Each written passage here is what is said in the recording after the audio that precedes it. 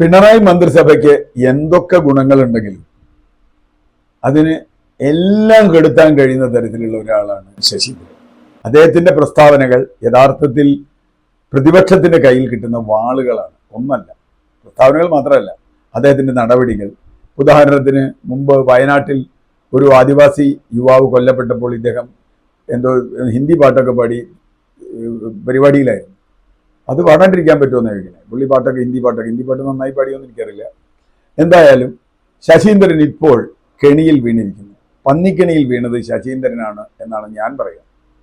പാവം അനന്തു എന്ന ഒരു 15 വയസ്സുകാരൻ, അവരുടെ കുടുംബത്തിന്റെ ഏക ആശ്രയമായ അല്ലെങ്കിൽ ഒരു പ്രതീക്ഷയായ ആ കുട്ടി ഇല്ലാതാവുമ്പോൾ പരസ്പരം രാഷ്ട്രീയ ആരോപണങ്ങൾ പറയുന്നത് സ്വാഭാവികമാണ്, പ്രത്യേകിച്ചും ഒരു ഉപതെരഞ്ഞെടുപ്പിന്റെ ഘട്ടത്തിൽ.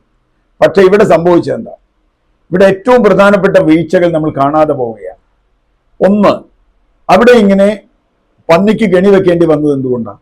നാട്ടുകാർക്ക് കെണി വെക്കേണ്ടി വന്നത് പന്നികൾ വരുന്നത് തടയാൻ സർക്കാരിന് യാതൊരു ഒരു ബാധ്യതയുമില്ല. സർക്കാർ ചെയ്യാറില്ല. ഓരോ സ്ഥലത്തും ഇങ്ങനെ ഒരു അപകടം ഉണ്ടാവുമ്പോൾ, പന്നിയായാലും ആനയായാലും പടുവയായാലും അപകടമുണ്ടാവുമ്പോൾ ഉടനെ തന്നെ കുറെ ബഹളം ഉണ്ടാക്കും. വനമന്ത്രി ഒരു അലവലാതി പ്രസ്താവന നടത്തും.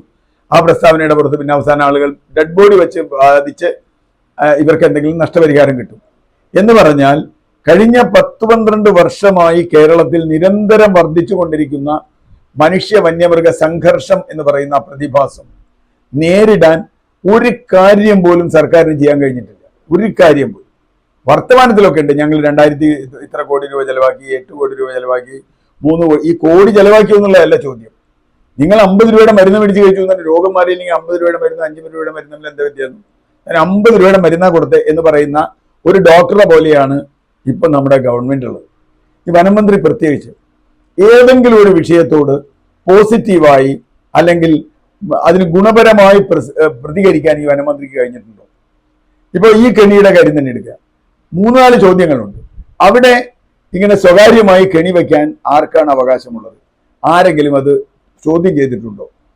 7 മാസം മുമ്പ് ഇങ്ങനെ വൈദ്യുത കെണി വയ്ക്കുന്നുവെന്നും ഇലക്ട്രിസിറ്റി ബോർഡിന്റെ ലൈനിൽ നിന്ന് കറണ്ട് എടുത്ത് വൈദ്യുതി കെണി പിടിപ്പിച്ചിട്ടുണ്ടെന്നും പരാതി കൊടുത്തിട്ടുണ്ടെന്ന് പറയുന്ന നാട്ടുകാർ.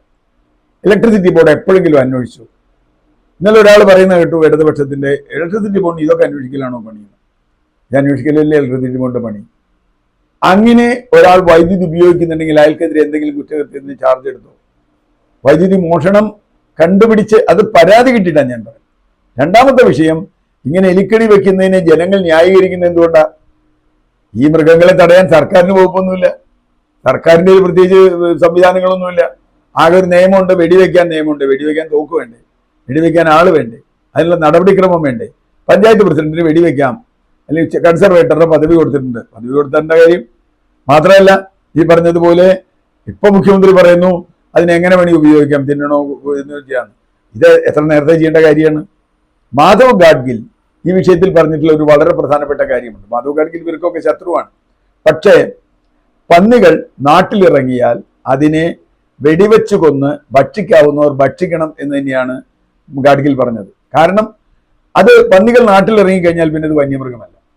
നാട്ടിൽ നിന്ന് അതിനെ ഓടിക്കണമെങ്കിൽ ഒരേ ഒരു മാർഗം അതിന് ഭീഷണി ഉണ്ടാവുക എന്നുള്ളതാണ്. കാട്ടിൽ അതിന് ഭീഷണി ഉണ്ടായിരുന്നു, ഒരു പക്ഷേ കുറുക്കൻ ഉണ്ടായിരുന്നു. ഇപ്പൊ കുറുക്കൻ ഇല്ലാതായി.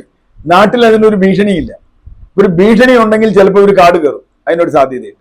പന്നി പുറത്തിറങ്ങുന്നതുകൊണ്ടാണ് കടുവ പുറത്തിറങ്ങുന്നത്. ഇങ്ങനെ നിരവധി സങ്കീർണമായ ഒരു വിഷയമാണ് അവിടെ കിടക്കുന്നത്. ഇതിന് കെണി വെച്ച് ആരെങ്കിലും കെണി വെച്ചു, നിയമവിരുദ്ധമാണ് അങ്ങനെ വൈദ്യുതി കെണി വെക്കുന്നത്. ഇപ്പൊ നമ്മൾ കേൾക്കുന്നത് അത് ഈ പന്നിയെ പിടിക്കാനല്ല, പന്നിയെ പിടിച്ച് സംരക്ഷിക്കാനല്ല, മാംസം വിൽക്കാനാണ് എന്നാണ്. പന്നിമാംസത്തിന്റെ കച്ചവടം വ്യാപാരികളാണ് നടത്തുന്നത്. ചില അണ്ടർഗ്രൗണ്ട് വ്യാപാരങ്ങളൊക്കെ ഇതിനിടയിൽ ഉണ്ടെന്ന് പറയുന്നു. അങ്ങനെയാണെങ്കിൽ അത് വലിയ ക്രിമിനൽ കുറ്റമാണ്.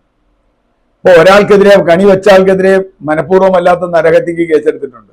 അതൊക്കെ എത്ര കാലം നിലനിൽക്കും നമുക്ക് പറയാൻ പറ്റില്ല. കാരണം അതൊക്കെ ചിലപ്പോൾ ഞാൻ വെച്ചത് പന്നിക്കാണ്, പന്നിക്ക് കെണി വെച്ചത് തെറ്റാണ് എന്ന് പറയാൻ പറ്റുമോ? പറയാൻ പറ്റില്ല. കാരണം ഞങ്ങൾ പിന്നെ എന്ത് ചെയ്യണം? ആത്മരക്ഷയ്ക്ക് വേണ്ടി ഞങ്ങൾ കെണി വെച്ചെന്ന് പറയും. സ്വന്തം ജീവൻ രക്ഷിക്കാൻ വേണ്ടി കെണി വെക്കണവരെ കുറ്റം പറയാൻ പറ്റുമോ?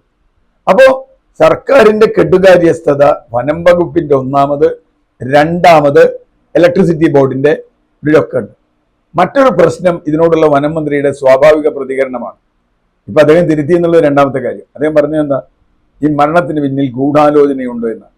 ഇത്ര വിചിത്രമായ, അദ്ദേഹത്തിന് ഒന്നും അറിയില്ല, അദ്ദേഹം അവിടെ പോയിട്ടുമില്ല.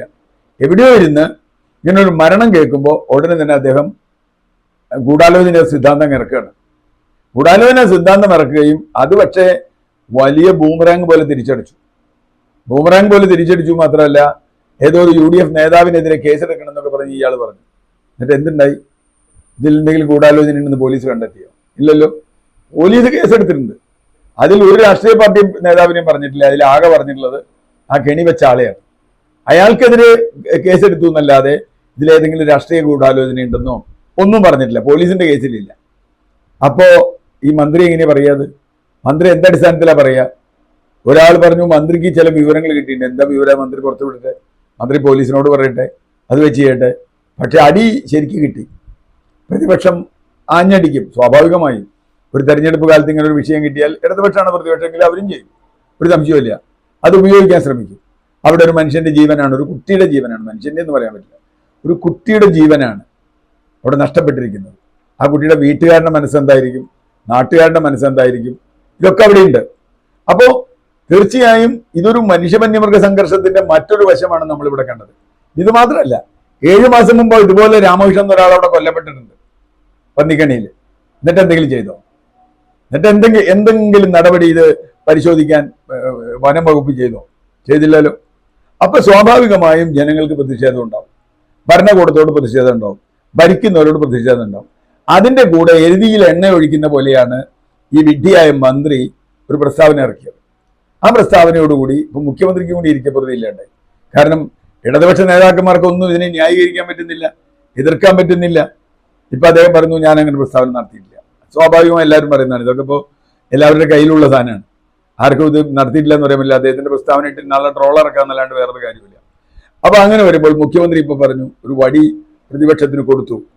പ്രതിപക്ഷത്തിന് കൊടുത്തു എന്ന് പറഞ്ഞാൽ വനമന്ത്രി അങ്ങനെയാണ്. അപ്പോ വനം മന്ത്രിക്ക് ഒരു നയമില്ല, സർക്കാരിന് ഒരു നയമില്ല. ഇത് വനമന്ത്രി മാത്രമായിട്ടാണ് ഞാൻ ആക്രമിക്കില്ല, കാരണം സർക്കാരിലെ ഒരു നയം ഉണ്ടാവേണ്ടത്. വനമന്ത്രി എന്ന് പറഞ്ഞാൽ മന്ത്രിസഭയിലെ ഒരു അംഗം മാത്രമാണ്. സർക്കാരിൽ എന്താ പോളിസി? ഇടയ്ക്കിടയ്ക്കല്ല കത്തെഴുതും. ഇപ്പൊ അതേ അവസാനം നിലമ്പൂർ ഉപതെരഞ്ഞെടുപ്പ് വന്നപ്പോ പന്നിയെ വെടിവെച്ച് കൊന്നാൽ അതിനെ എങ്ങനെ കുഴിച്ചിടണമെന്ന് നിയമം വരരുതെന്ന്. കേരള ഗവൺമെന്റ് ഏത് തരത്തിലുള്ള നിയമ ഭേദഗതികൾക്കാണ് മുമ്പോട്ട് പോകുന്നത്? എന്താണ് കേരള ഗവൺമെന്റ് സ്റ്റാൻഡ്?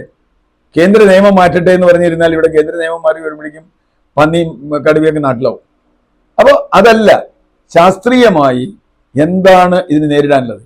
ഞങ്ങളൊക്കെ ആദ്യം മുതൽ പറയുന്ന ഒരു കാര്യം, ഇതിനൊരു സർവേ നടത്തണം എന്നൊക്കെയുള്ള കാര്യങ്ങളാണ്. ആദ്യം എത്ര വന്യമൃഗങ്ങളുണ്ട്, കാടിന് താങ്ങാൻ കഴിയുന്നതാണോ, കാടിന്റെ അവസ്ഥ എന്താണ്? കാട് നശിച്ചിരിക്കുന്നു. 650 സ്ക്വയർ കിലോമീറ്റർ കേരളത്തിൽ മഞ്ഞക്കൊന്ന എന്ന് പറയുന്ന സസ്യം ഉണ്ടെന്നാണ് CAGയുടെ റിപ്പോർട്ട്. 650 സ്ക്വയർ കിലോമീറ്റർ എന്ന് പറഞ്ഞാൽ ഏതാണ്ട് 20% ഈ മഞ്ഞക്കൊന്നയാണ്. മഞ്ഞക്കൊന്ന വന്നു കഴിഞ്ഞാൽ അവിടെ ഒരു സസ്യം നിൽക്കില്ല, ജൈവവൈവിധ്യം നശിച്ചു പോകും. അപ്പോൾ ഇവരൊക്കെ പുറത്തേക്ക് ഇറങ്ങും, ആനയടക്കം പുറത്തേക്ക് ഇറങ്ങും.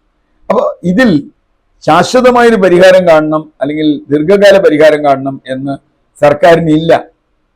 അതുകൊണ്ട് തന്നെ ജനങ്ങൾ ചോദിക്കും. മാത്രമല്ല, കൃത്യമായി നഷ്ടപരിഹാരത്തിന് ഒരു നിയമം കൂടിയില്ല. ഒരു വിഷക്കള്ള് കുടിച്ചും ആൾ മരിച്ചാൽ കൊടുക്കാൻ ഒരു വകുപ്പുണ്ട്. ഇവിടെ അതുപോലും ഇല്ല. ആളുകൾ ബഹളം ഉണ്ടാക്കി ഡെഡ് ബോഡി വെച്ച് ബാർഗെയിൻ ചെയ്യുമ്പോഴാണ് എന്തെങ്കിലും കിട്ടുന്നത്. അത് കൊടുക്കുന്നുണ്ടോ എന്നറിയില്ല. ആദ്യം 5 ലക്ഷം കൊടുക്കും, പിന്നെ കൊടുക്കുമെന്ന് ആർക്കറിയാം. ഇതിൽ ഏറ്റവും കൂടുതൽ കൊല്ലപ്പെട്ടുള്ള ആദിവാസി യുവാക്കളാണ്, ആദിവാസി ജനതയാണ്. അവരൊക്കെ പിന്നെ ആരും ചോദിക്കാനും പറയാനുമില്ല. അതുകൊണ്ട് പിന്നെ ഒരു കുഴപ്പമില്ല. അപ്പോൾ തീർച്ചയായും നിരുത്തരവാദത്തോടെ പ്രവർത്തിക്കുന്ന ഒരു സർക്കാർ എന്ന വിമർശനം നിലമ്പൂരിൽ ഈ വിഷയത്തിന്റെ ഭാഗമായി സർക്കാർ കേൾക്കേണ്ടി വരും. അത് വിഷമിച്ചിട്ടൊന്നും ഒരു കാര്യമില്ല. ആ വിമർശനത്തെ പോസിറ്റീവായി എടുക്കുകയും ചെയ്യേണ്ടത് എന്താണ് എന്ന് ആലോചിച്ച് ഇനിയെങ്കിലും മുമ്പോട്ട് പോവുകയും ചെയ്തില്ലെങ്കിൽ ഇത് സർക്കാരിന് കെണിയാവും. ആ കെണി നിലമ്പൂരിലൊരു തെരഞ്ഞെടുപ്പിൽ ആര് ജയിക്കുന്നു തോൽക്കുന്നതിനൊക്കപ്പുറത്തുള്ള വലിയ പ്രതിസന്ധികളിലേക്ക് ഈ സർക്കാർ പോകും. ഈ സർക്കാരിന്റെ ഏറ്റവും മോശപ്പെട്ട മന്ത്രി ആരാണ് എന്ന് ചോദിച്ചാൽ 1ാം സ്ഥാനത്ത് വനം മന്ത്രി എന്ന് പറയേണ്ടി വരും, വനം വകുപ്പ് എന്ന് പറയേണ്ടി വരും.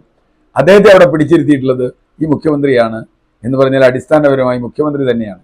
അപ്പം അദ്ദേഹത്തിന് തന്നെ ബോധ്യപ്പെട്ടിരിക്കുന്നു ഇയാളെ കൊണ്ടെടുക്കുന്നത് ബുദ്ധിമുട്ടാണ്. പക്ഷേ മാറ്റാൻ വഴിയില്ല. കാരണം മാറ്റിയാൽ വേറെ ചില ജാതി മത പ്രശ്നങ്ങളൊക്കെ ഉണ്ടെന്നാണ് കേൾക്കുന്നത്. ഏതായാലും മുഖ്യമന്ത്രിക്ക് ഇത് പരിഹരിക്കാൻ കഴിയും എന്ന പ്രതീക്ഷ എനിക്കുണ്ട്. പക്ഷെ അദ്ദേഹം ചെയ്യുമോ എന്നുള്ളത് കണ്ടു കാണാം.